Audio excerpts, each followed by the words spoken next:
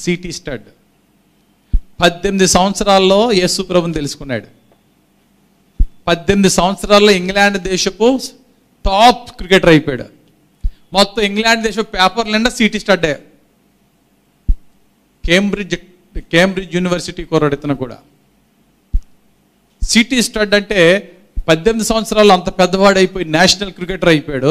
తర్వాత international cricket అయిపోయాడు. 18 సంవత్సరాల వయసులో అతడు క్రికెట్ బ్యాట్ తీసుకుని ఇంటి నుంచి వెళ్తూ ఉంటే ఒక ఎవాంజలిస్ట్ రోడ్డు మీద వెళ్తూ ఆర్ యు ఏ క్రిస్టియన్ అనే మాట అతను అడిగినప్పుడు నేను క్రిస్టియన్ అని చెప్పలేకపోయాడు. చాలా లోకానుసారమైన జీవితంతో ఉంటే అక్కడికక్కడ ఆయన సువార్త చేయగా రోడ్డు మీద బ్యాట్ ప్రక్కన పెట్టి మోకాలేసి చేతులు పైకెత్తి దేవునికి ప్రార్థన చేసుకుని lord I'm surrendering my self to you, use మీ అన్నాడు. 18 సంవత్సరాల వయసులో ప్రభుని అంగీకరించాడు. విచిత్రం ఏంటో తెలుసా, అతడు 24 సంవత్సరాల వయసు వచ్చేటప్పటికి అతని యొక్క సహోదరుడికి మరణకరమైన రోగం వచ్చింది. చచ్చిపోతాడేమో అనుకున్నారు.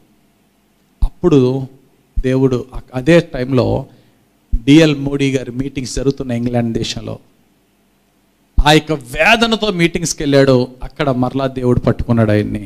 ఆయన అంటాడు స్టేట్మెంట్, నా 18th ఇయర్లో నా ప్రభుని అంగీకరించాను కానీ ఆయన్ను వెంబడించలేదు. చూడండి, అంగీకరించిన దానికి వెంబడించిన దానికి డిఫరెన్స్. నేను ఆయన్ని అంగీకరించాను కానీ ఆయనను వెంబడించలేదు. ఆయనను వెంబడించకపోవడం గల కారణం వల్ల for 6 years my faith became cold. నా విశ్వాసము చల్లారిపోయింది. అంగీకరించాను కానీ పరిశుద్ధతను కోల్పోయాను. క్రీస్తుని అంగీకరించాను కానీ ఆయన వెంబడించలేదు. ఆ డిఎల్ మోడీ గారి మీటింగ్స్లో వెంటనే ఆయన ఆ కేంబ్రిడ్జ్ యూనివర్సిటీలో కుర్రోల్ని ఎవరు రెడీగా ఉన్నారు for the Hudson mission, Hudson Taylor ప్రారంభించిన చైనా ఇన్లాండ్ మిషన్కి వెళ్ళడానికంటే కేంబ్రిడ్జ్ నుంచి 7 కుర్రోళ్ళు చేతులు ఎత్తారు. అందులో ఒక కుర్రోడు సిటీ స్టడ్. తర్వాత ఏమైందంటే నేషనల్ క్రికెటర్ అయ్యాడు. తర్వాత ఏమైందంటే అక్కడే ఇంటర్నేషనల్ క్రికెటర్ అయ్యాడు. ఆ 6 సంవత్సరాల్లో ఇంటర్నేషనల్ క్రికెటర్ ఎంత పెద్ద క్రికెటర్ అయ్యాడంటే ఇండియా పాకిస్తాన్ క్రికెట్ మ్యాచ్ ఎలా ఉంటుందో ఇంగ్లాండ్ ఆస్ట్రేలియా యాషెస్ సిరీస్ అని ఉంటుంది, అలా ఉంటుంది అది. అసలు మొట్టమొదటి యాషెస్ సిరీస్ అప్పుడే స్టార్ట్ అయింది. జస్ట్ ఇంగ్లాండ్కి ఆస్ట్రేలియాకి మ్యాచ్ జరుగుతుంది. ఇంగ్లాండ్ భూమి మీద ఆస్ట్రేలియా కప్పు పట్టుకెళ్ళిపోతే నెక్స్ట్ రోజు పేపర్లో రాశాడు, ఇంగ్లాండ్ క్రికెట్ చచ్చిపోయింది, క్రిమిషన్ ఆస్ట్రేలియాలో జరుగుతుంది. క్రిమిషన్ అంటే ఇంగ్లాండ్ దేశంలో బాడీ బరియలే కానీ క్రిమిషన్కి అప్పుడు ఇంగ్లాండ్ వాళ్ళు పర్మిషన్ ఇవ్వట్లేదు. అంటే క్రిమిషన్ అంటే కాల్చేయడం. ఆ యొక్క క్రిమిషన్ అంతా కూడా ఆస్ట్రేలియాలో జరుగుతుంది. ఇంగ్లాండ్ క్రికెట్ని ప్యాక్ చేసుకుని పట్టుకెళ్ళిపోయారు ఆస్ట్రేలియా వాళ్ళు అని చెప్పి చాలా వ్యంగ్యంగా న్యూస్ పేపర్లు రాశారు. ఆ తర్వాత నెక్స్ట్ టోర్నమెంట్ ఇంగ్లాండ్ ఆస్ట్రేలియాకి వెళ్ళింది. ఈ సిటీ స్టడ్ అద్భుతంగా క్రికెట్ ఆడి ఆస్ట్రేలియా గడ్డ మీద ఆస్ట్రేలియాను ఓడించి ఇంగ్లాండ్ దేశానికి వచ్చి ఇదిగో ఆ బూడిదని నేను కాల్చిన బూడిదని మరలా నేను వెనక్కి తెచ్చేసానని చెప్పేసి స్టేట్మెంట్ ఇస్తే అక్కడి నుంచి యాషెస్ సిరీస్ అని స్టార్ట్ అయింది. అప్పుడు సిటీ స్టడ్ వరల్డ్ ఫిగర్ అయిపోయాడు, వరల్డ్ టాప్ బ్యాట్స్మెన్ అయిపోయాడు. అంత గొప్ప ఉన్నతమైన ఆటగాడు అయిన తర్వాత డిఎల్ మోడీ గారి మీటింగ్స్ జరిగితే ఒక్కసారి అటెండ్ అయ్యాడు. ఒక్క మీటింగ్కి అటెండ్ అయిన సిటీ స్టడ్ తన ఎంటైర్ క్రికెట్ని రిజైన్ చేశాడు. అంతే, ఎంటైర్ క్రికెట్ని రిజైన్ చేశాడు. అల్లకోలం అయిపోయింది ఇంగ్లాండ్ క్రికెట్ క్లబ్. ఏమయ్యా ఏంటి నిర్ణయం? ఎస్, ఈ నిర్ణయం నేను 18 సంవత్సరాలప్పుడే తీసుకోవాలా. నా దేవుని కన్నా నా యొక్క సొంత ఆశ ఎక్కువైంది.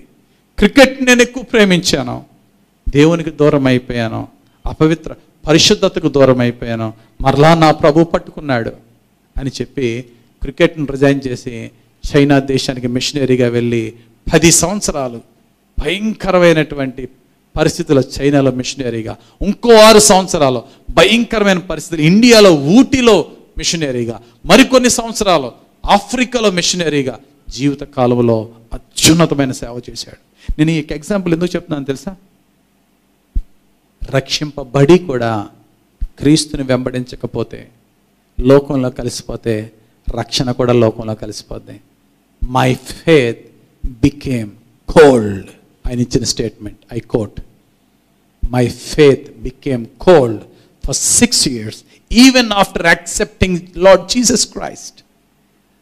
నా సహోదరుడు మరణ పడక మీద ఉన్నప్పుడు నన్ను ప్రభు డిఎల్ మోడీ మీటింగ్స్ నడిపించగా అక్కడ నా ప్రభు మరలా నన్ను దర్శించాడు, నా సహోదరుని స్వస్థపరిచాడు, నన్ను ఆయన సేవలో వాడుకున్నాడు, ఆయన జీవిత చరిత్రలు రాశాడు. ఈరోజు దేవుడు నీతో నాతో మాట్లాడుచున్నాడు. నువ్వు ఏ వృత్తిలో ఉన్నా నీ వృత్తిని విడిచొచ్చేది అనట్లేదు. నేను నిన్ను ఏ స్థితిలో పిలుచుకున్నానో ఆ స్థితిలో నేను వాడుకుంటాను.